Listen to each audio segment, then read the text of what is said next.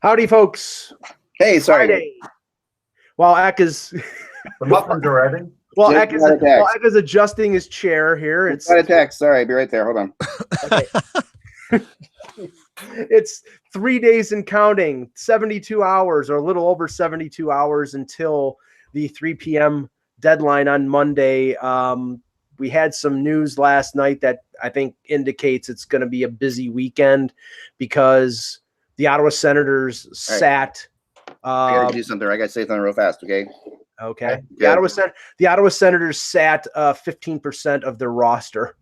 And they're probably the best 15% in terms of Ryan Dzingel, Mark Stone, and Matt Duchene. But we'll start with the pre-show with Russ. This is a very important anniversary. Well, before we do the pre-show, I've got some breaking news real quick. Go ahead. Yeah. So this is the pre-show. But yeah, there appears to be something going on right now.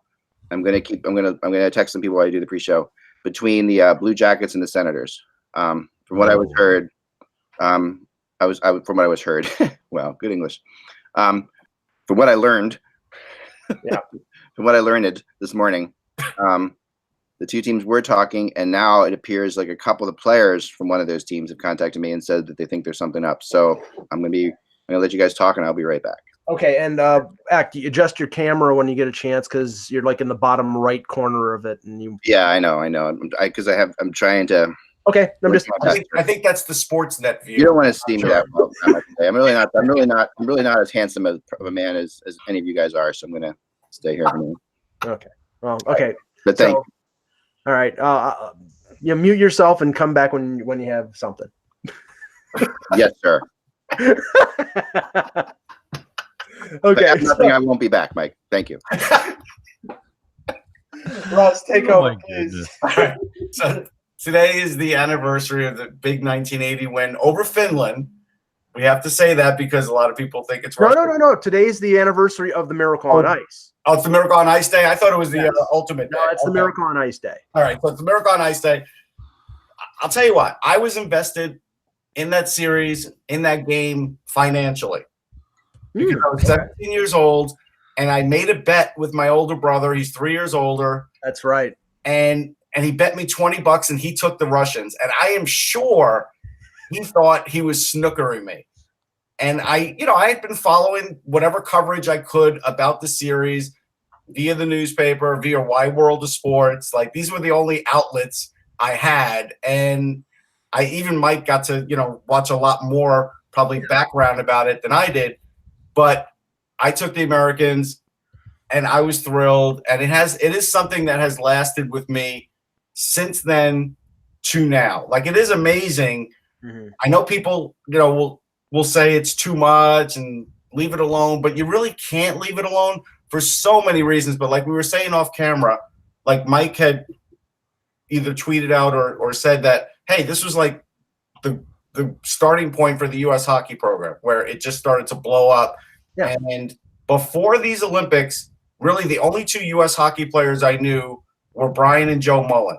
I grew up on the island. I knew about them, and I never really knew about any other U.S. players. And that was it until after this, and then things did start to take off.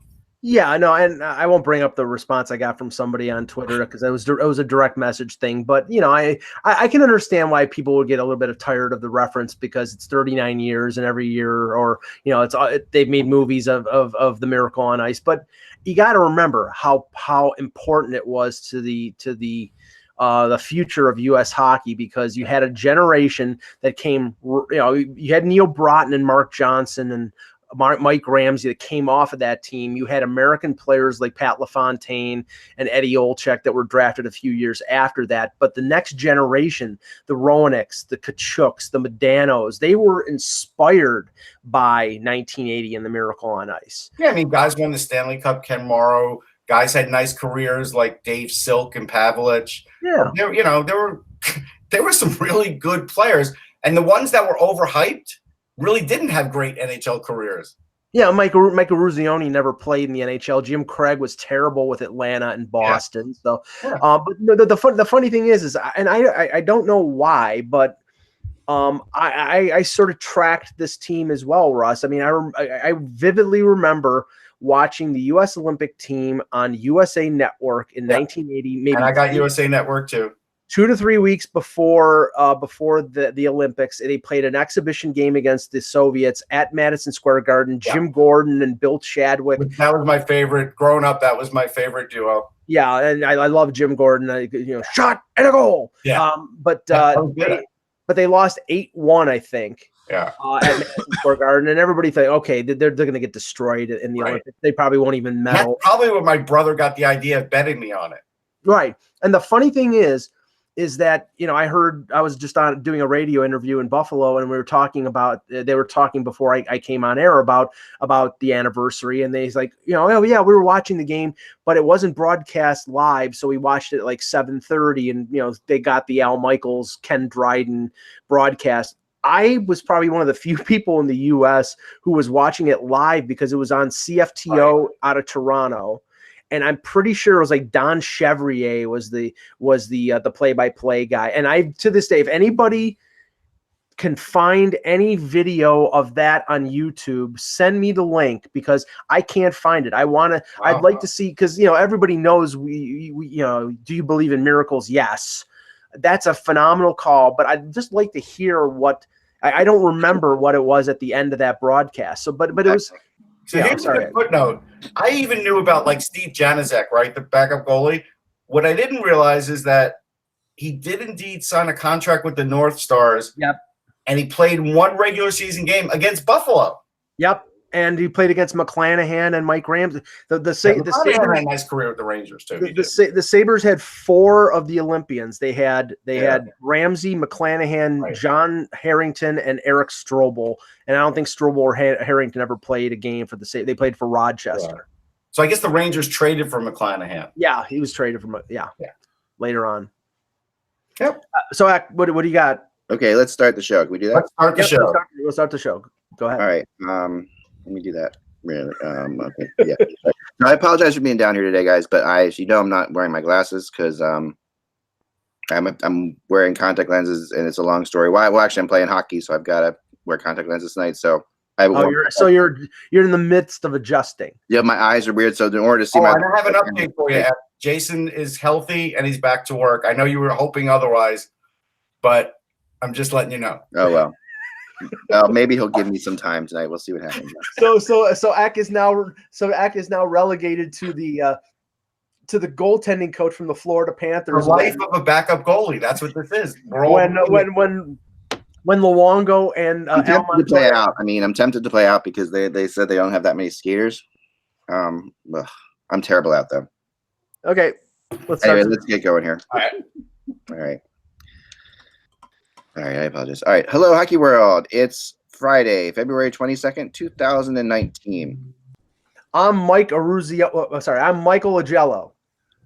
I'm Peter Tessier in Balmy, Winnipeg, and I just want to have a shout out to my friend Mike, who needs to phonetically let people know how to say his name.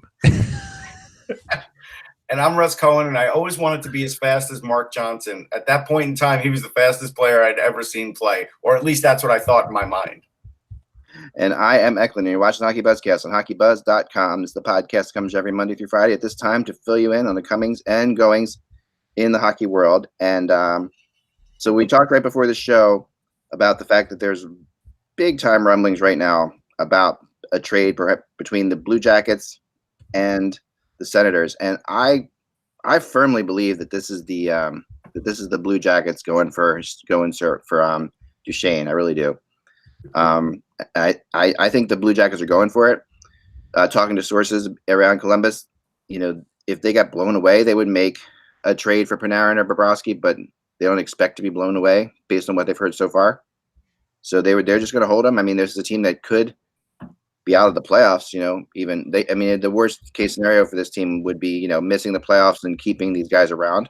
I mean, it has to be more the fact that they're not getting the offers that they thought that they were going to get than them going for it. Because honestly, them going for it at this point with them sort of like flailing about and could be in, could be out is asinine. I mean, I think if they're getting value for Panarin, they should move him. If they're not getting value, then it makes sense for them to, maybe to add if it's a reasonable price and try to make a run. But I don't know. I mean, how much does adding Matt Duchene make Columbus into a legitimate contender or not?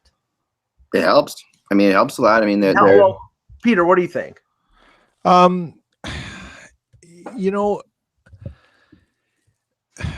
This is a tough one because it's almost like Yarmo is, if this happens, is taking a page out of Talon's book and trying to get the jump on someone else early to try and sign them.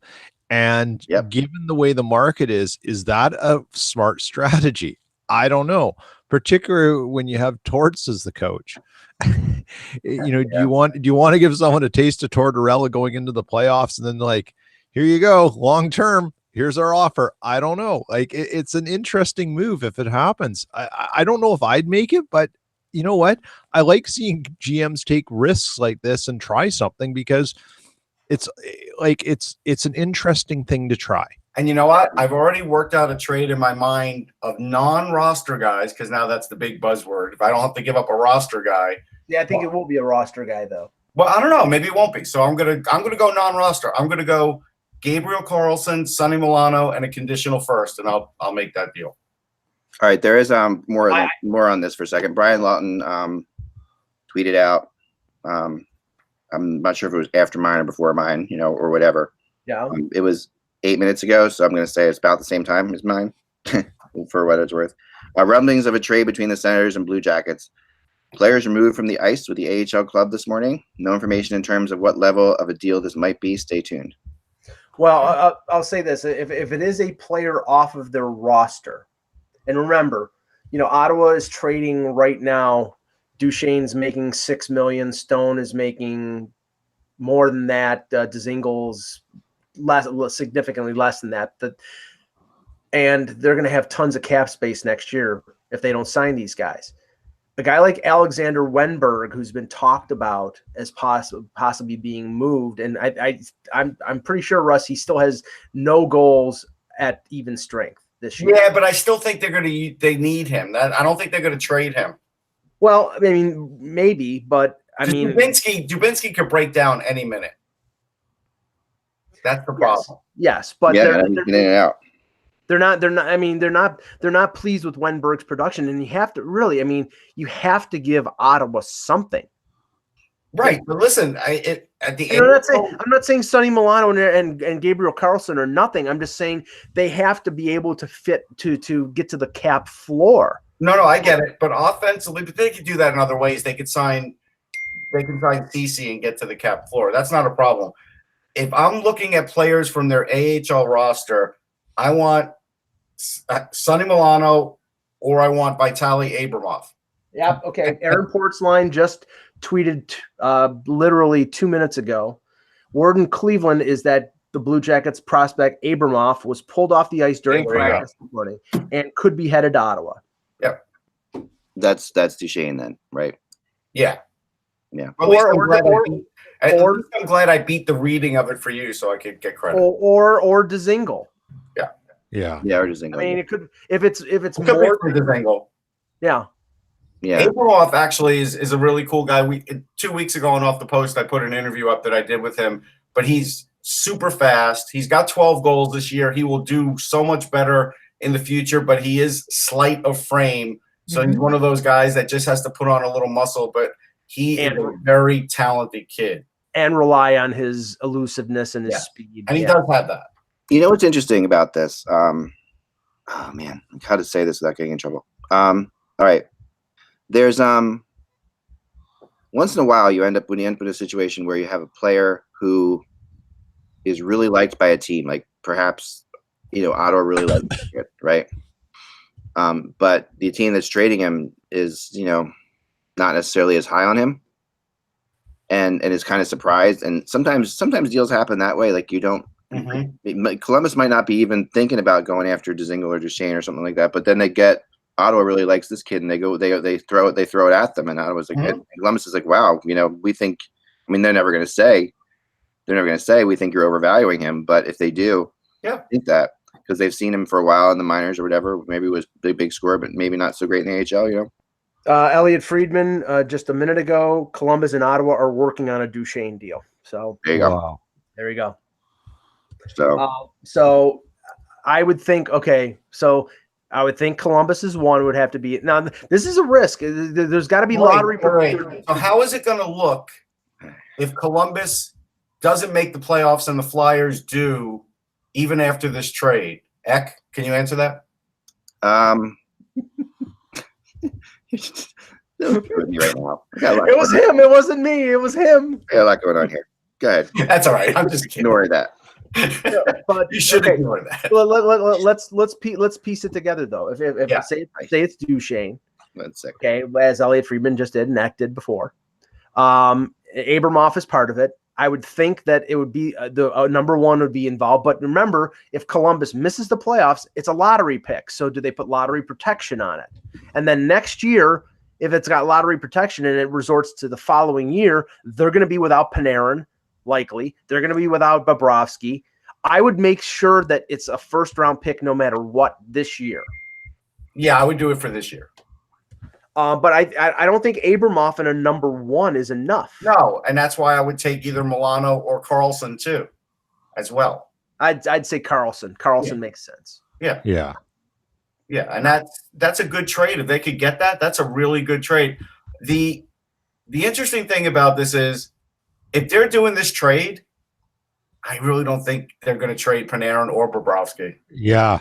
Well, then they're pushing all their chips into the table. Correct. And they're basically saying, okay, first we know Bobrovsky has a no move clause, and there may be a market of at best 3 or 4 teams that we think need a goalie, but they might not be interested in acquiring Bobrovsky for the cost that it would take, and for in terms of cap space and in terms of return. Right. So, and he may not want to go anywhere. He may just want to turn free agent on July 1st and go wherever he's going to go. So they're limited there. Panarin has no limits, but if they can't get what they think is equal value or at least a return that is worthwhile, then it makes sense for them to maybe dip into the rental market. But we're talking about if it's Duchene, we're talking about 2 good prospects and a first-round pick on 1 year. And they may lose in the first round. I don't know if they'll lose in the first round now if they can fortify themselves to this degree. I mean, it's still possible, but I don't know if they will. Russ, I mean, right now, what I think aren't they on the outside looking in right now? They're 1 point out, so we're not going to worry about that. And Duchene in there would add a lot of offense for them and more speed and more matchup problems. Duchene moves up. Then that moves Wenberg down. That makes him stronger. Jonathan Davidson's going. You guys got that? No. Looks like Jonathan Davidson. Also another prospect from Columbus. Yeah, I mean that's not that exciting for me, but okay. Wow. Yeah. Jonathan David. So what? Abramoff, Davidson, and a first? Is that what we're saying? I don't know about the draft picks at all. Let me see. Yeah, I mean, this is a bit, honestly, this is a big risk for Jarmo Kekalainen. He doesn't care about risks. I mean, that I can tell you for sure. Yeah, Jonathan Davidson, a right winger, just signed to his entry-level deal this year. 3 years at $768. His ELC at $768,000. So I don't know. I do not know much about him, but I'll check and see if I have a report on him. I don't know. Yeah. But I mean, this is okay. So we thought that there was going to be one of these moves made today. Well, yeah, and yesterday, if you remember what I wrote that I felt like they were going to keep Columbus was going to keep these two guys and go get Duchene and make this happen, because I really feel as if, I mean, there's different ways to go about this, and I like this way of going about it. I don't agree that it's lunacy at all, Mike. I just don't think. I mean, I think. No, I mean, at the end of the day, it's not. Let me explain what I'm saying. If if you've gone out there, and I'm sure Kekalainen has over the last couple weeks, and you're not getting offers that are worthwhile for Panarin, if you're getting lowballed, then okay, push your chips into the middle of the table, go out and add a rental and try to make a run. I just think the way that they're playing the last month or so is doesn't strike me as a team that's going to strike fear in the hearts of the New York Islanders or the Pittsburgh Penguins or Washington Capitals. I mean, they're not playing very well. Maybe the addition of Duchene will do that, but after this year, I don't foresee Duchene signing there. This is a rental move. I don't see Panarin signing there. I don't see Bobrovsky signing there. And if you're making this deal and you're giving up Abramov and a first-round pick, then you're giving up 2 future pieces. So you're taking a risk if you're Jarmo Kekalainen. And if you're getting good offers for Panarin and you're doing this, that is lunacy. So if he's getting lowballed on him, then why not? But I would say if you're getting good offers from him, you should trade him. Yeah, well, I think they would but what you have to define good offers. You have to really, because it has to be really good. Because at the end of the day, it's hard to sell. I don't know if anybody got the chance to hear Brian Burke yesterday on XM with they replayed it a couple times with Boomer. It was really solid, and it was and what he was saying basically was, he said, listen, you got to sell tickets. If you're in Columbus, you have to sell tickets, and if you let these guys go, I mean, he was actually saying that you should try to trade them, of course, but he said if you can't get anything for them, you have to. If you can get something that isn't palpable for your fan base, I mean, they're going to go hard after Duchene, and I bet you they have a good idea that they can sign Duchene. I bet you they do. I bet you they've already talked about that. Well, I think part of this is, and it's going to be the same with Stone, is in these deals, you're having an idea of where the salary number is. Does the player want to be there? And that's going to be contingent on what the return is. Because if it's a rental, the return is not what Pierre Dorian thinks he's going to get. It's just not going to be. I don't think not in someone's case like Columbus, where they've got all these balls in the air with two key free agents. So maybe getting Duchene and going on a decent run is a savvy move to say to Panarin and Bobrovsky, maybe you want to stay here. Yeah, but those two. I agree with you. I mean, going back to the price tag, and when we heard yesterday, I can't remember who it was. I think it was Drager or Pierre LeBrun, that the asking price for Stone was 2 first-round picks and 2 prospects. Okay. Obviously, this is that little nugget came from someplace that is enjoying legal cannabis, because it's really like, I mean, you're between a rock and a hard place. He is not signing in Ottawa. You would not have pulled him off the ice yesterday if Stone was basically saying, "I'm going someplace." So if that is the case, I'm not saying take whatever you can get, but be reasonable about it. I mean, yes, you set the market rate high and hope that you can get something close to that. But nobody in their right mind is trading 2 first-round picks and 2 good prospects for Mark Stone. No one. Now, if you get close, God bless you, Pierre Dorian. But I don't think they'll get close to that. And anyway, so Kevin, we have been joined by Kevin Allen of USA Today. There is news popping out. Eck reported it, and some others are reporting it, that Columbus is closing in on a Matt Duchene deal. What are your thoughts on that? Yeah, I mean, that's why I'm late. I was checking on that too. I mean, that's, no one says that it's done, but there is some traction for it, and it seems like it's going to get done. That's the feeling that people around the league are getting. I got that impression too, Kevin. So I'm talking to some people this morning out there. And it really feels like they are, from what the impression I was getting, and I wrote about this a little bit, was that they weren't liking any of the offers they were getting for Panarin or Bobrovsky, so they decided to just kind of go for it and bring in Duchene. And I would really be surprised if either of those guys are traded at this point.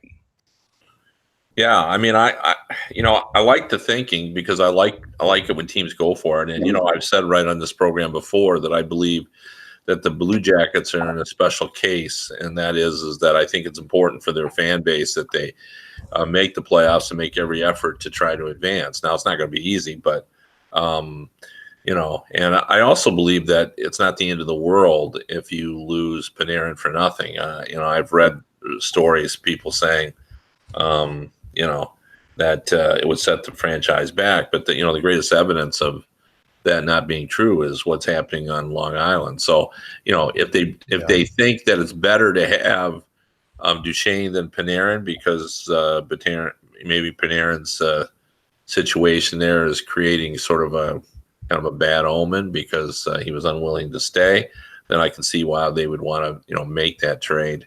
Yeah. Well, I mean, unfortunately, there's only one Barry Trotz to go around, and if Barry Trotz could get hired by Columbus, then maybe I wouldn't worry as much. But you know, because I think Trotz going to the Island has helped them, along with the, you know, Barzal playing well and getting a great goaltender and Robin Leonard for next to nothing.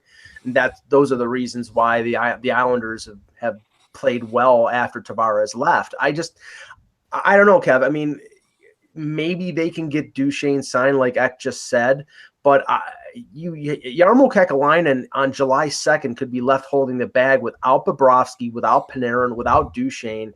And he's traded, you know, according to what's come out right now, he's trading one of his better prospects in Abramov, Jonathan Davidson, who I don't know much about. And probably the World Juniors, I'd have to really go back and search. He doesn't, off the top of my head. I know he had a good World Juniors.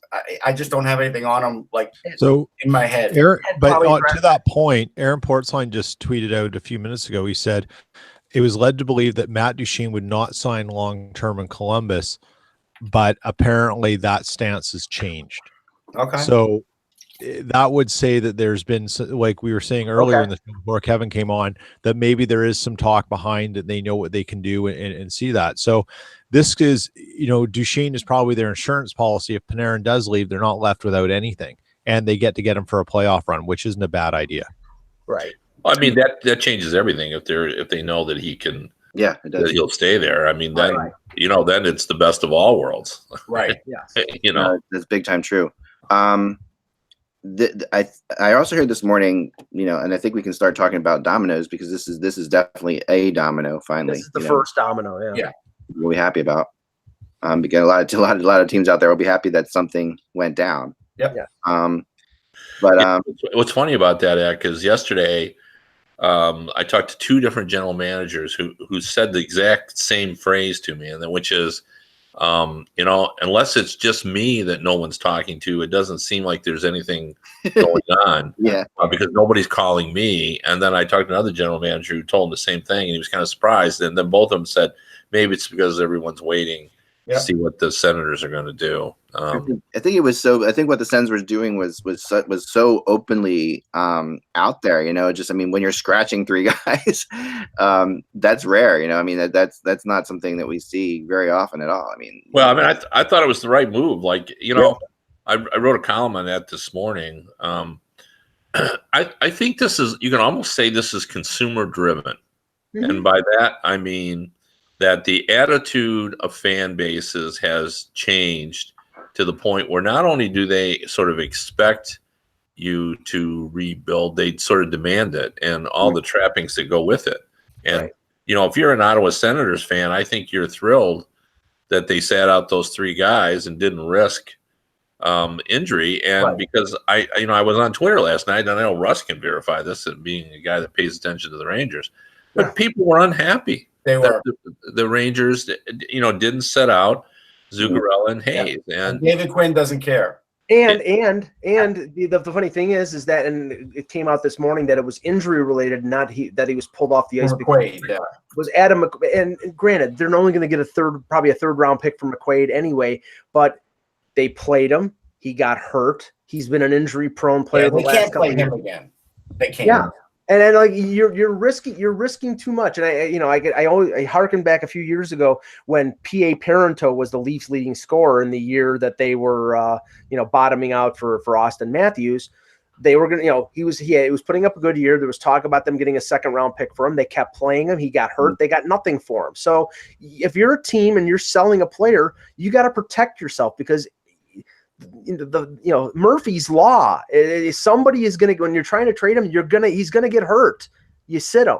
I'll tell you some of the brilliance of this Columbus thing for a second, because I just got a text from somebody who said this is very true. And they're selling. Obviously, Columbus has to sell next year, right? They have to sell next year to their fans. Yeah, sure. And if they're going to lose Bobrovsky and Panarin anyway, at least what you can do to the fans, even if you can't sign Duchene, which I think they believe they can, but even if you can't sign Duchene, at least you can go to the fans and be and say this, what we went for it, and if otherwise, what do you do? I mean, otherwise you just lose those guys, don't have Duchene at all, don't have the possibility of Duchene, and at least now you can sell your fan base on the fact that we're going to try to win a Stanley Cup. We're not going to.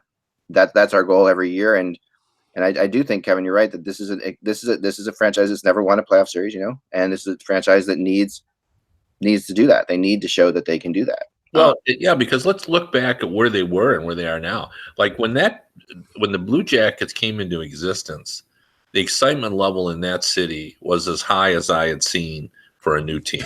Yeah, like they were totally into this team. Yeah. And it was hard to get a ticket. I remember trying to take my family down to Columbus as part of something and watching, trying to get a ticket. And it was very, very difficult. Contrast that to now, where they're almost an afterthought in the city, that people are so disappointed about what's happening there. And I think you have to be able to say to your fans, we feel like we got to compete this year. Like, I mean, this team is pretty good. I mean, it's not the Tampa Bay Lightning, but it's a pretty good team, and I think you got to try to go for it. And I think that's more important than, trying to get some assets for a year or two down the road. Yeah, yeah. So think of this. I saw this tweet just now from Rob Cleve, who's a Winnipeg guy, really smart guy. He's got a bit of a bite with his tweets, but. I'll read what you said. I'll read what he said, and then think about this from how this impacts other things here. Okay. Yeah. And this is what he said: Duchene staying away from the Preds and Stone coming to Winnipeg would be the optimal result. So these Columbus rumors are a good start. What does this do in the West to drive Stone's value up now that Duchene is not in play in the West anymore? Well, not only that, but it also is two dominoes falling because it takes off the table, right? So, exactly. So this could mean the Preds and Jets really amp up trying to get someone, and it could affect a team like the Rangers. Right. This is like the first big move, and I think it's going to have more repercussions in the West because you've taken a player who is believed to be going to the West off the table out here. Who do you load up with? All of a sudden it vaults up the value for Kevin Hayes, for Wayne Simmons, for Zuccarello maybe. I mean, these teams will be scrambling for their plan Bs if they thought that Duchene was their plan A. It's true. Yeah, I think that's absolutely the case. And I think another thing I heard yesterday or this morning, well, two other things I heard this morning that we can bring in, we can see how they play in the dominoes things. One, that Carolina was shopping hard to find a center, right? It's not very big news, but this is something that a team told me that I talked to, who said that Carolina really was out there to try to get themselves center. Carolina, who is now in the playoffs as of today. Well, it's funny because Jordan Stahl has been out for a while. I think it was concussion related. I'm pretty sure it was. If they're looking for a center, then that might not be good news in terms of they're uncertain of whether he's going to be able to come back at full capacity for the rest of the year. I mean, they can create. They don't need to create cap space because they're well under the cap. But if they needed to, they could have put him on LTIR. But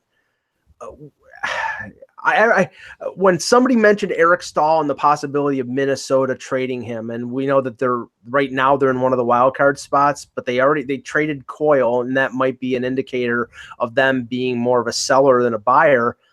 Would it make sense for Carolina to go for Eric Stahl if they need as a stopgap?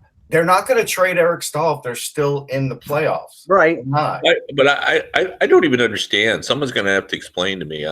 A guy that I thought I knew pretty well, and Craig Leopold. Like what's he doing there? Like I thought Craig Leopold was a give me my chips and let me push him in the middle of the table kind of guy. And the word on the street is that Leopold has given his blessing to a sell-off.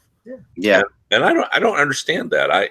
This Minnesota team is a. But hold on. But well, I think he's frustrated because this Minnesota team is good, but they have there's a feeling there that they've hit their ceiling, that they are a team that can make the playoffs, but not much more. Well, I would agree with that assessment, but because I think it needs some help as well. Like I didn't mind the Donato deal, but it doesn't help him today. No, it does help him today. Actually, it does, because like last night I watched that game and Donato fit in really well and actually was used differently than he was used in Boston and had 2 assists, and he could have easily had an empty net goal too. He played a really good game. And I'm not telling you he's going to be instant offense, but I'm telling you he is a guy that can contribute for sure. Well, but go ahead, Kev. Yeah, well, I hope you're right, just because I really like Ryan Donato. But Coyle is a dependable, proven guy down the stretch. And it's been bad for them. Like he's been disappointing for them. Well, yes, but I mean, I'm not. I'm not arguing. Like I like the trade from the Wild's perspective. I believe in Ryan Donato, but but I just thought for the now it was a bad message, and also, it sounds as if Fenton's going to do more now. If he stops there, then I get it. But there he might, unless he also feels like he can make a trade and still his team that's in it today is better. Like the one thing that was better about the Wild last night was the power play, because Ryan Donato was really good at moving the puck around on the power play. Well, as we said on the show before, I mean, they've lost their number 1 defenseman. They've lost their number 1 center in Koivu. They're an organization that has been limited from their ability to make moves because they were so tight up against the cap. They've traded Niederreiter for Rask. That deal doesn't look that great right now because Niederreiter's played pretty well with Carolina, but Rask was making a little less. They saved $2 million on the Coyle deal. There's talk about them possibly moving Jared Spurgeon with a year left in his contract, and Stahl is a pending UFA. That's my point exactly. Like how to trading Spurgeon, I just don't get that. It may not happen. I mean, obviously, it may not happen. Even thinking about it. Well, I think it happens only if Fletcher is, in Philly I think Philly's the only place where it happens, and that's if Fletcher really likes him more. He would have to overpay for it. Yeah, overpays for him because he wants to bring him there. Yep. Here you go. Nick Kiprios just posted, hearing Matt Duchene is happy to play the role of a rental in Columbus, but as of now, no talk about a contract extension between him and the Blue Jackets. Things could change, but early indication is Panarin will not be traded in hopes of a long playoff run. So he's saying basically what we just said. Yeah, there you have it. I mean, they just were not blown away by anything they got for either. If they're not trading Panarin, they're not trading Bobrovsky. I mean, I'm telling you right now, they're not going to trade Bobrovsky either. It's like they're neither. Well, they can't trade Bobrovsky. Yeah, he's got a no move. If he doesn't want to go, he's not going to go. I mean, there's nowhere to put him. Right. Yeah, right. I mean, no. Well, yeah. Well, there are teams. I mean, there are a lot of teams where he'd be an upgrade, but the teams that really need goaltending, I think, to step up, say Calgary or San Jose, they don't have the cap. They don't have the cap room, or they don't have the willingness to trade what you would need to trade to get Bobrovsky. So, well, the thing about it is, I just don't see where he fits. Like, who was going to take him? I mean, it would have to be somebody. It would have to be like a move, in my opinion, like Calgary, like who would be like, okay, Calgary's already come out publicly and said they're going with their 2 guys. Like, generally, I've discovered in my 30 years of covering the league is when people say something publicly, they usually follow through. They usually do follow through. I agree with that. No, there's no question about it. And I think you're right. Bobrovsky, they had. I mean, unless the other thing with Bobrovsky, the only other thing I'll say with Bobrovsky is if they can make a move with Florida, where Florida knows they can extend them, and Florida wants to get ahead of it. That's the only other thing I could say. But I don't, because I really think Florida is heavy. They get sticky with Luongo. Like I just think they're not going to do that in season. It's going to be. Elliot Friedman reported yesterday that the Panthers were looking for a landing spot for James Reimer. I can say 2 words: good luck. I mean, that's a tough. That's gonna be a tough. 2 points about this. The deal is done. By the way, Columbus is done. Oh, it is done. Okay, who is it? Don't know. All I got was text. It is done. Oh, okay. Drager just confirmed it. Duchene has been traded to Columbus. Details to come. Okay. Yeah. Not that you didn't confirm it too, Eck. You literally did it. Eck beat him. You actually beat him. You're He can beat me. about 4 seconds ahead. I don't care. It's all good. Take credit where you get it, buddy. No. I'm not a breaking trades guy. I'm a rumor guy. No, I know. All right. So anyway, but it is interesting. It does put things in on track. It does screw up my afternoon when I'm supposed to go and watch these practices for the outdoor game. Bring your phone and have in your pads. I know I'm playing tonight at the outdoor. I'm playing tonight, but so the big trade between 8:30 and 9, when we're actually playing at the outdoor game today. When I suit up in my pads and play against the Penguins media, that's when the trades will happen. So just Heck, I'll just whisper it to you on the bench. You'll be on the bench. Yeah, let me know. I know. As the puck's going by you. Captain EO will be on the ice too. So, well, I for one like to try. I mean, I haven't seen the parts of it, but I like the idea of going for it. What I'm really trying to find out is if there was a draft pick involved or what it was. The assumption is that a first-round draft pick is involved. Yeah, I would think it would be conditional first with with lottery protection, that kind of thing. But who knows? We're talking about. Yeah, we don't know. Well, I think what this kid just comes around the corner and goes, "Blue Jackets just got Duchene." Yeah, thanks. Don't you think Russ and Eck and everybody really? Don't you think that means is that Poyle was unwilling to give up Tolvanen or Fabro? Yes. Yep. Yes.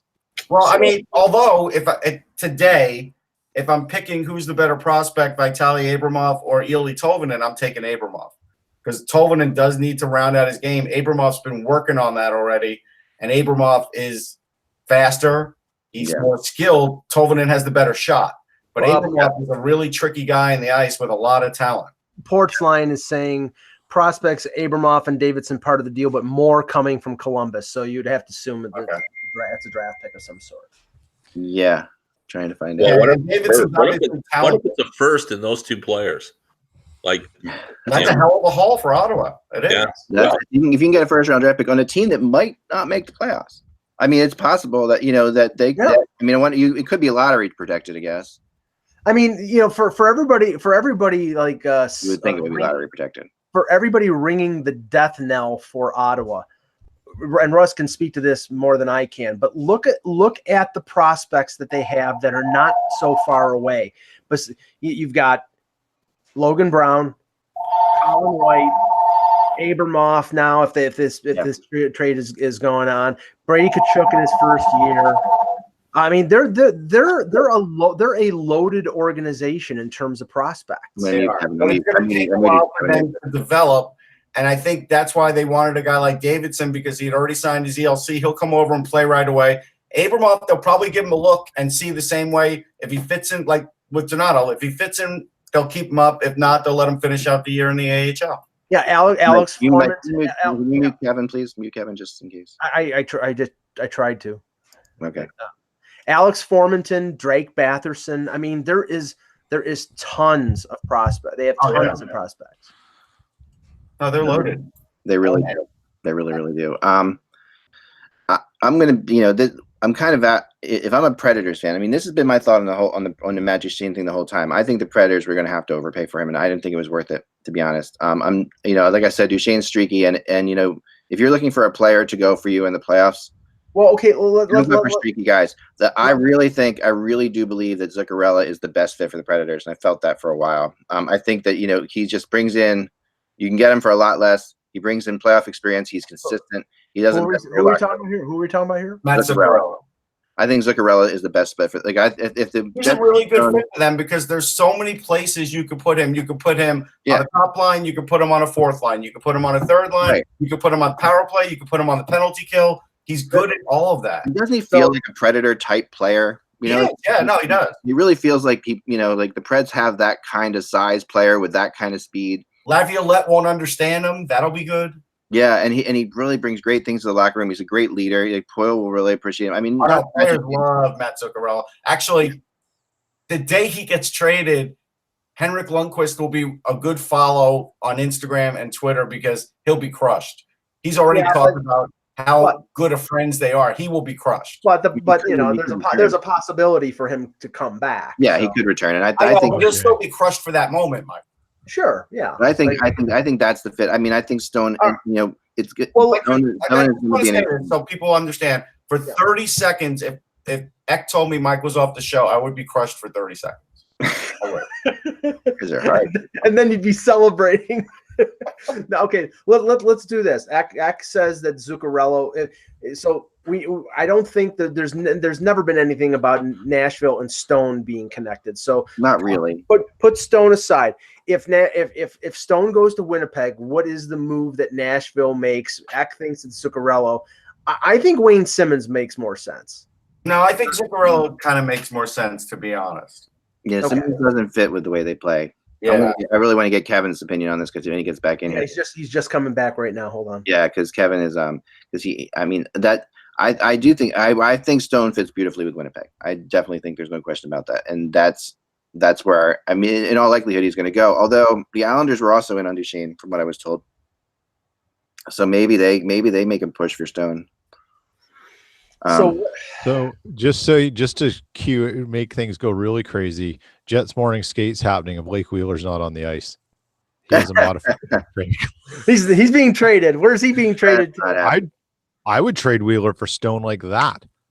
Wouldn't even phase me. No, yeah. I know, but that's another one where he means too much to the team. They're not doing that. I know. I just want to have some fun with that. That is the end of the day. I know. Well, Eck, I know that you put this on your blog this morning, and I was asked. I did a radio spot in Buffalo this morning, and they were asking about Skinner. And the thing is that Skinner. It was leaked maybe 2 months ago that Skinner wanted $9 million. And that was we don't know how valid that was, but he's going to score 40 goals, and he's 26 going on 27, and the Sabres can't score. The only guys that can score on this team, I mean, Middlestad eventually will, but he's 19 years old. The only guys that can consistently score on this team right now are Eichel and Skinner. Yeah. If I'm Pagula, if I'm Jason Botterill, I pay him whatever he wants. You can't, but they obviously aren't going to do that. I did want to give a side note here for Nashville. If I'm the Rangers, I'll tell you a home run that they could ask for would be get Patrick Harper, who's out of New Canaan, Connecticut. I just saw him again in the Bean Pot. He's a ridiculously fast guy. He looked great in the World Juniors. He's a good player. He's not going to be a superstar. And also David Farrance, really fast, really good puck-moving defenseman, also a New York native. So you'd have two guys from the area who could really play, and maybe you have to throw in like a fourth or a fifth to round it out. But that's fine. I would do that if I were the Rangers, because then you're getting guys that have a lot of talent. You get the rights to Patrick Harper, obviously, but the Rangers, they don't really have problems. If a guy's a college player, they don't have anybody leave. So I don't think with both of them, they're both college players. They would have the rights to both of them. So, but I think at the end of the day, they would both sign with the Rangers. Yeah, that would be a good trade for both teams, probably. Yeah, and Farrance played at the Bean Pot too. All right, it's a third round draft pick. On a bad team, he was really good. So Abramoff, Davidson, and a third. Mm-hmm. Okay, that's a high rental return. That is not Abramoff, Davidson, and a third. Yeah, a third. It's a great return. Is it? No first round pick. Well, I mean, but they got Davidson. See what? Okay, so let's two prospects. One. No, but hold on. Davidson already has signed his ELC and he's playing against men. He will clearly come over next year. Right. The first round pick you're getting is not going to be on the roster next year. They want No, I understand. I'm not saying it's a bad return. I'm not questioning the return. I'm questioning the value on the market. Well, it definitely changes. It definitely. What would you? I'm gonna break it down, Peter. What would you rather have, Davidson or a first round pick? I'm not saying, but Russ, I'm not saying it's wrong. That's for a team with prospects. Yeah, that's very affordable. It's not a bad return. I'm just saying. Julius Bergman is also going to Columbus. Julius Bergman, he's been passed around a bit. He was part of the Oh God, the deal between San Jose and Ottawa. He's part of the Carlson deal. So, yeah. No, I mean this has to be Peter. This has to be good news for Winnipeg because if you use this as a comparable for Stone. If you're a Senators fan, are you happy with this? You're probably you're sitting there led to believe that the prices were way higher than this. Right. But it doesn't mean it's a bad return, as Russ has pointed out. I'm not familiar with Columbus's system and what's there and where these guys fit. I'm surprised about the third. I think I saw something on Twitter that said it might be turned into a first or a different draft pick, a conditional pick if Duchene signs a contract, which seems fair. And I think that's where we're going to see things with draft picks, particularly if you're not going to be in that lower end of the 27 to 31. But you might get a conditional first if a contract signed because teams want insurance on this. They're not going to give away draft picks now because for nothing on the hopes that you get a rental. And I think that's a really interesting change on the market. And to add to the intrigue, Matt Duchene will play his first game for Columbus tonight against the Senators. So, but no, I'm led to believe that by a source here, I was led to believe that there is a player. Remember what I was talking about this morning about, sometimes a team wants a prospect that you don't necessarily like yourselves. Yeah. One of these guys for Columbus is one of those guys that Ottawa wanted to draft. Ottawa tried to draft, couldn't draft. Really, has always liked, has always wanted. I'm not sure which one that is. And it's a player that that basically Columbus looked at and said, no, he's okay, but he's underperforming what we expected from him. So they were happy to include him in the deal then. Right. Kind of surprised that he was involved. Well, I mean, every general manager has different opinions. Right. So, I mean, that's how you get the guy that you think is going to be good. And then if you're right, if your intuition or your ability to evaluate talent is right, then you're going to get the leg up in that deal. So I just think this is interesting. So this is the first domino. And it's a lower return than we expected. Now, if there's a condition to the third round pick that's a first, then I mean, but it might be. We don't know it yet. But I'm saying if that is the case, then I think that's on par with what we thought, fairly close to what we thought they were going to get for Duchene. And remember, it's a rental. That's a rental price. So right now, I don't think in anybody's right mind, they are trading 2 first-round picks and 2 prospects for Stone. If it's a pure rental, I think it knocks that score or that return down significantly to probably a first. And like it's usually for an impact player at the deadline, a first, a prospect, and a player.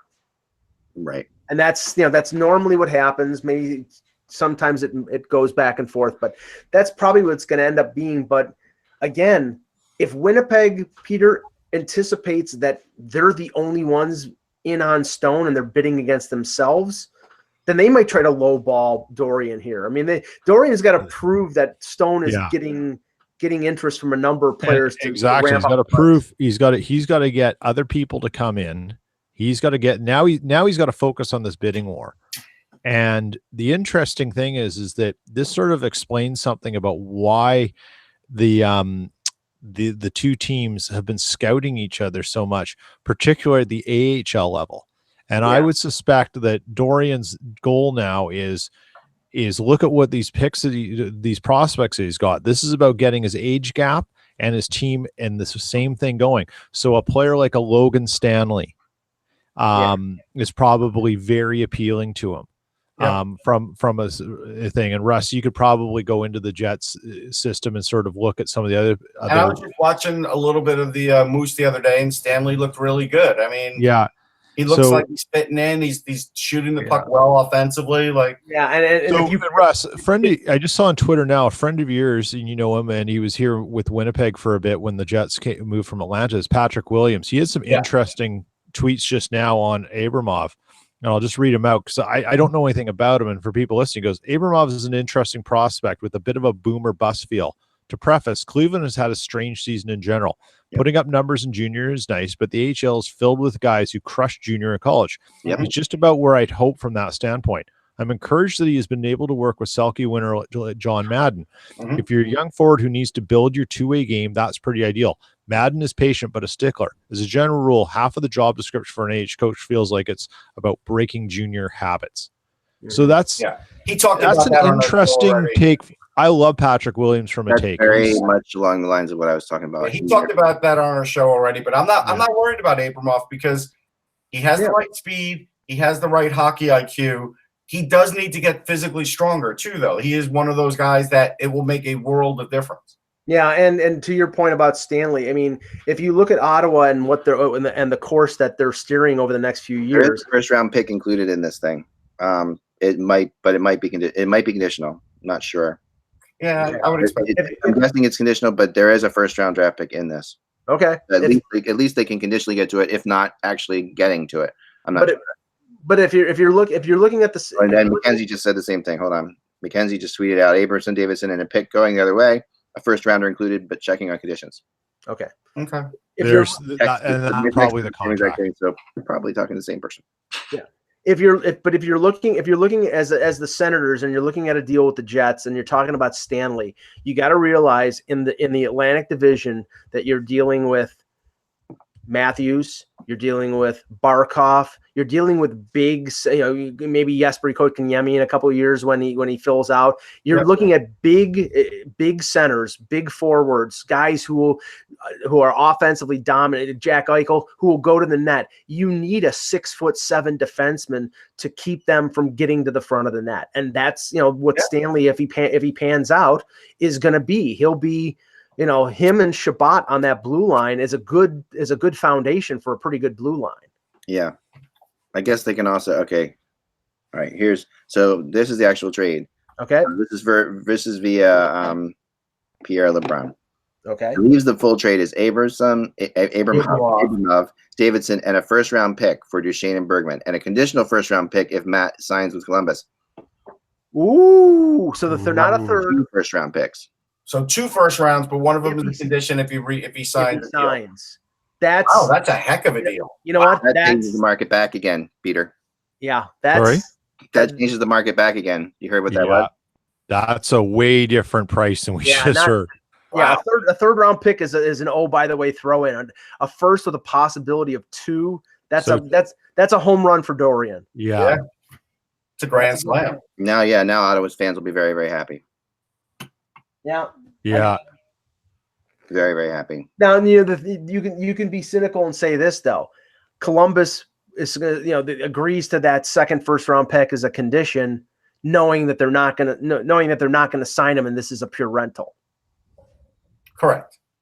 But there's still a lot of stuff. Like, I don't think Columbus fans will be happy or unhappy until the end of the season and they see the results, because this is exactly right, Peter. And I mean, Russ, exactly right. Because they need to see how far they're going to go, because they might lose 2 players in the process and gain 1. But if they still don't, like X said and like Kevin said, get past that first round, they're going to be grumbling, man. Yep. Yeah, there's no question about that. And this also shows the absolute going for it part of Columbus this year. And I don't blame them. I mean, honestly, I know they've struggled lately, but I think the Eastern Conference is wide open. I really do. I mean, the one thing about a guy like Torts, the exception of Tampa, obviously, but still. Yeah, the one thing about a guy like Torts and Duchene, the same way that Torts used to make sure that there was a couple of stretch passes a game for Kreider, he will now do that with Duchene because he has that kind of speed. And that could help open things up for Columbus in games offensively. Mm-hmm. Yeah, it could. It really could. Now, what's the asking price for Mark Stone now? Holy smokes! I think it's close to that report. I think it's going to be. I mean, if they get the possibility of 2 first round picks for Duchene on top of Abramoff, a good prospect, then the package that everybody was saying that Ottawa was looking for Stone is valid. Now you have to say, how many first round picks can Ottawa want? Well, remember, they don't have their own. So they would have to probably get 2 or 3 to equal a number 1 or number 2 overall pick, which they're likely to have given up for Duchene in the first place. I look at it this way. I think now the trade for Stone changes things, where maybe Ottawa is looking for at least one player in the trade with a little term that they could afford to get him on the roster. because they can't afford to lose all these roster players. Because even if you let these other players play, whether they're ready or not in the NHL, it's not going to be a good product to sell. Yeah. So I think if they got somebody with a little bit of term on them on a reasonable deal that they can afford, that would help them besides more draft picks and another prospect. Yeah, I agree. I think if let's just play the Winnipeg thing here. If you're the Jets, you probably do not want to give up 2 first-round picks in this with in a conditional sense. And I think that's why there's been so much scouting of the Jets games. And the other thing is it doesn't alleviate the salary cap problems of bringing Stone in. So for the Jets to get Stone and bring him in and only give up prospects and picks, they have to dump salary later. And that means you're killing yourself in 2 ways. You're going to have to make a trade for salary when you're going to get nothing of return for it because everyone knows you have to do it, and you're not going to get any help from your GMs, and you're sort of slowing down your prospect pipe that you need to keep replenishing because that's the model of business they're in. So I think when you hear all the stuff coming out of Winnipeg, there's definitely a player that the Senators are looking at that probably fits in their age gap area. And I keep coming back to Kyle Connor, and it makes a lot of sense because Connor's probably getting near Nylander money if he comes in there, and that's and they can bridge him in Ottawa, and it relieves and then your conditional pick is if Stone signs. For Stone, I think you're right, Peter. Ottawa has to get something that's NHL ready right now. That can they cannot get futures with all the futures that they have. They need somebody that they can say, okay, here's our young star that we got for our not old star, but the guy that we had to move because he wasn't going to sign here. Right. Exactly. So Connor makes sense. Yeah. Exactly. Just from like a Connor Roslovic, a conditional first if he signed, and maybe a Connor Stanley in a conditional first. Yeah. I mean, even getting, I don't know. It is now. I wonder how quickly things are going to move at this point. That's the next thing. Are we going to see? I don't know if Duchene. I think Duchene moves the needle, Ak. I mean, you remember, like you said, it's Duchene, and now Panarin is probably off the market. So I think in terms of the level A, which was Panarin, Duchene, and Stone, there's only one left. So you would think that things would escalate right now with Stone to the point that maybe something tonight or tomorrow gets done. But then it's freewheeling because then all you have left then is the level B guys, the Hayes, the Zuccarellos, the Simmons, those guys. And I'm not saying that they're definitely valuable. We call them level A's in most trade deadlines, Mike, to be honest. Right. They're still level A's. They are. They're still level A's of those guys. The level B this year is the level A we were reading trivia questions last year at one I know. It was the big trade last year. I can't remember who it was. It was I thought we did a good job with we did a good job, but it was Erik Karlsson. We kept waiting for that. That's what last year was about.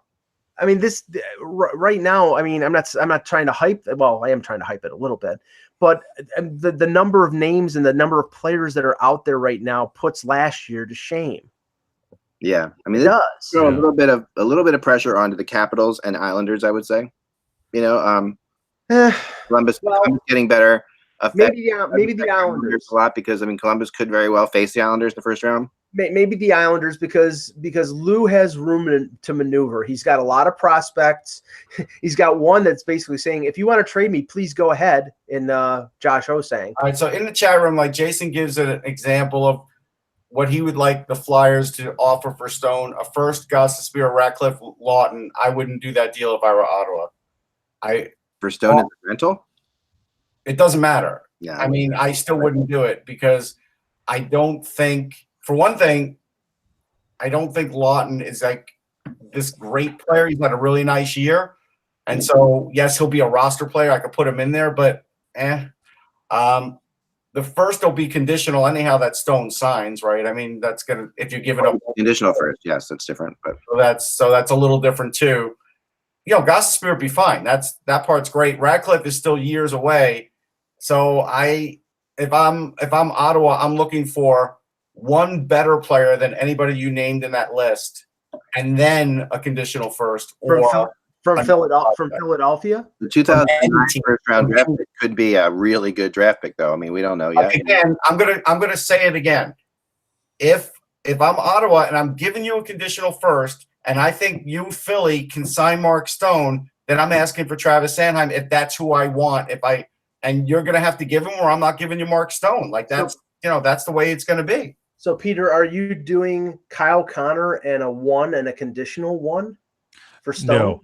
Interesting, so I put the deal out and I said on Twitter, and I said to okay, you've seen the return for Duchene. Are you doing that?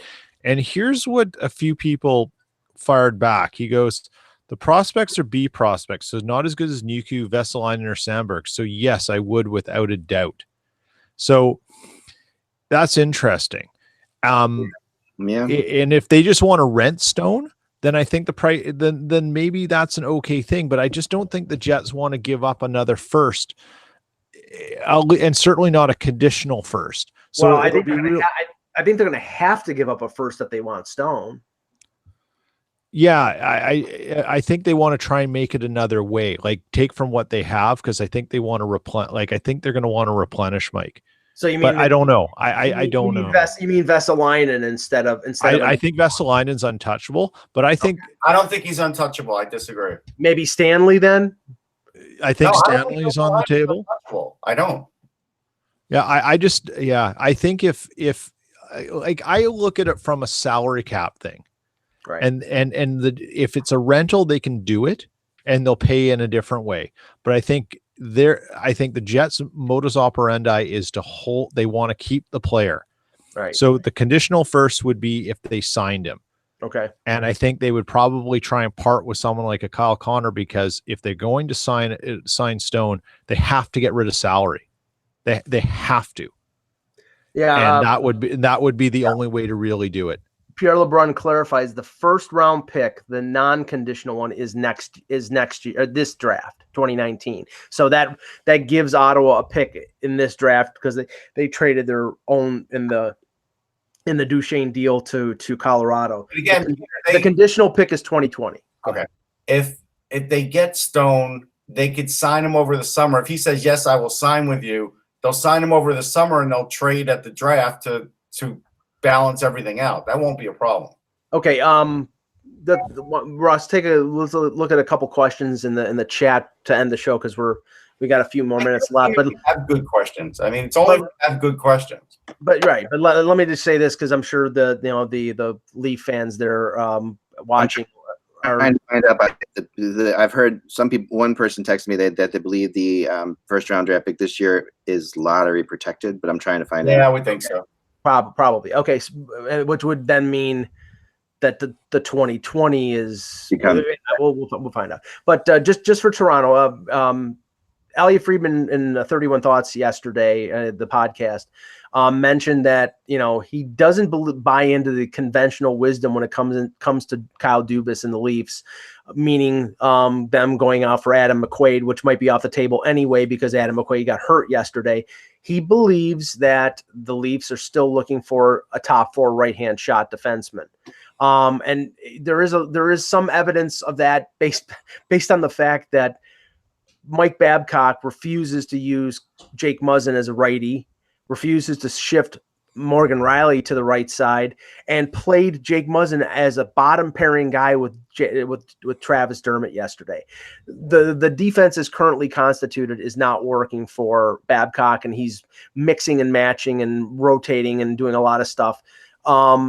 Now, whether that means they're going to be able to get a Brandon Montour or a Brett Pesce or a Jared Spurgeon before 3 p.m. on Monday, I highly doubt it, but I don't put anything past Dubas. But that's, but if that's the case, then the fallback might be a McQuaid or a Nick Jensen from Detroit. But I think those fallbacks are really, they're not much. All right. Good question from Evan T. Young. Could the Flyers target Anton Strawman this summer? He'd be the perfect fit next to Provorov or Ghost. I agree he'd be a good fit. The problem is you would, and I don't know what his contract situation is, but assuming if he is a UFA. He's a UFA, yes. Okay. he's going to want 4 or 5 years. He's 33 years old. Like, he's already a decreasing asset offensively. He is still good defensively, but he's not like super good where you could think in 3 years there's not going to be a problem. He's not going to come in on a 2-year deal. In this league, with the way the ageism in this league, I think the best he'll get is 3 years. Yeah. I'm gonna have to get going, guys. All right, we'll finish it off, Ek. But thank you guys for watching. Finish up. I will see you in a little while. Right? Okay, Russ, a couple more questions and we'll end the show. So Jason asks, if Panarin and Duchene are off the board, who are the next top guys? Stone, then Simmons, then Zingle, then Nyquist. It's not really who's the top guys. I mean, Hayes could go as quick as any of them too. Yeah. It's really as quick as they can find a connection to make the deal. That's really it's never about who's most in demand unless it's like a guy like Stone or Duchene. The rest of the guys, it's really about what deal can I pull that I'm okay with. I mean, I think Stone is the biggest impact guy left. Yeah. The other ones, I mean, I'm not saying that they can't have an impact on the team. I mean, if Kevin Hayes goes to the right place and that's a team that needs a center, he'll be really good. If Simmons goes to a place like Nashville or Tampa, you know, I mean, please, I mean, Tampa doesn't need much improvement, but he'll improve them. I have to give Edward credit for the fake post he had here. Russ not confirmed, but the Minnesota Wild are bringing back Cam Barker. I have to admit, I laughed at that. Well, are they bringing back Guillaume Latendresse too? Listen, Guillaume Latendresse, don't go there. Benoit Pouliot for Guillaume Latendresse. Yeah. That's a great deal. I think that was a deadline deal too. It might have been a deadline deal. Let's see. There's still talk about this, about a Ryan Miller to San Jose deal. It popped up a couple days ago. It's still sort of out there. And Peter, I have this question while Russ is looking for one more question. Could San Jose be bringing in Ryan Miller to start in the playoffs? I think they could bring him in for a whole bunch of reasons, and I think we're gonna, you know what we're gonna have if they get Ryan Miller. You know what conversation we're gonna have. Depending on, and I think they'll try and get him in soon and see what he can do. Right. Is I think we'll be having the Grubauer-Holtley conversation about San Jose this year. Last question. Esmir asked, sorry, Peter. No, go ahead. You'll be in on this one. Esmir asks, would Ehlers go to Ottawa as part of a trade involving Stone? My guess is no, because I don't think they want to pay that contract. That's my guess. He's affordable at $6 million. Yeah, but I don't think they want another $6 million guy. I don't think the Jets would want to do that because there's cost certainty with Ehlers. You don't know what Connor is going to cost in terms of. I mean, you could hope that he get him on a bridge, but if he wants a 6 or 7 year deal like Nylander wants, then he could be paying him $7 million. Yeah, but even Ehlers at 6 has not had the greatest year this year, and so. You kind of look at that now and say, you know what? If you're Ottawa and you're a budget team, you don't want to even get locked into that necessarily. Yeah. All right. We'll stop there. We may do something on the weekend if something big breaks. Stay tuned. But be prepared for our show at 11 a.m. Eastern on Monday. We'll go through the deadline. We'll have Jan Levine, Peter Ack will be in and out. Russ, Karine, our Montreal blogger will be joining us as well. Yep, nice. And maybe we'll have a couple other people dropping in. So we'll have a good show, and hopefully it'll be an exciting and interesting deadline. Thanks for watching. Have a good weekend. For Peter Tessier, for Russ Cohen, I'm Michael Agello. Thank you for watching, and remember, without the buzz, it's just hockey.